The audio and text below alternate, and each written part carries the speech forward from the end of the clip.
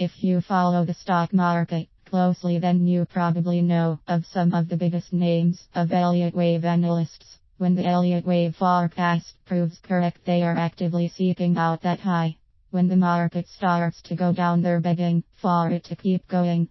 With the Elliott wave forecast heading north, these big-time analysts still have wave counts to back up their arguments, regardless of the fact that from 2000 to 2003 and from 2007 to 2009, the market was considered a bear market. Elliott analysts are still seen as being wrong in practicing their theories. If all wave principal analysts had their way, the market would be starting a 50-year bull market, leaving every trader rich. There is a reason for the direction the Elliott wave forecast has headed. Let's face it, it's been proven that wave principal patterns are a lot cleaner when the market is in decline. Large declines tend to become a huge emotional affair, making it appear that this forecast predicted a recession, hence heading it in a descending spiral. Also, most businesses, both large and small, don't want to meet those incredibly condescending expectations that are constantly being placed on them when the market is going well. Because of this, many investors and traders seem to look for a fast exit.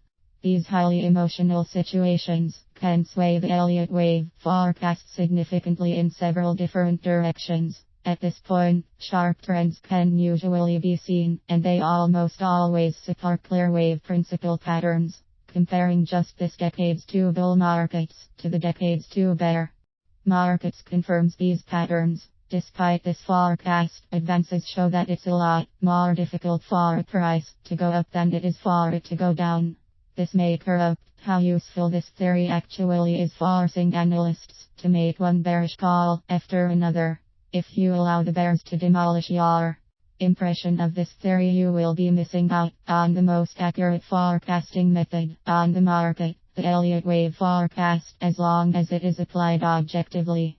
In order to fully comprehend how to use the wave principal method and the Elliott wave forecast theory, it is important to research and learn the specific rules of the theory and how to objectively apply these rules to pricing charts. It is also exceptionally important to know the limitations of this theory. The Elliott wave forecast makes it more difficult to forecast uptrends than downtrends. However, you must understand that a true wave count can't be solely determined in an objective manner because of the vast amount of possibilities. When you have a forecasting theory, such as the Elliott wave forecast, that is able to predict even the smallest price movements down to a mere second, it can be quite difficult for Elliott analysts to not abuse this power. Forecasting using this theory is an art that needs to be mastered.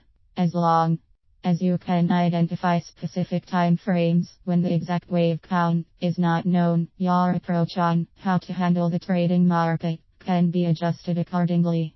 Pay attention to the Elliott wave forecast as well as current market trends. You will find yourself trading like an Elliott analyst in no time.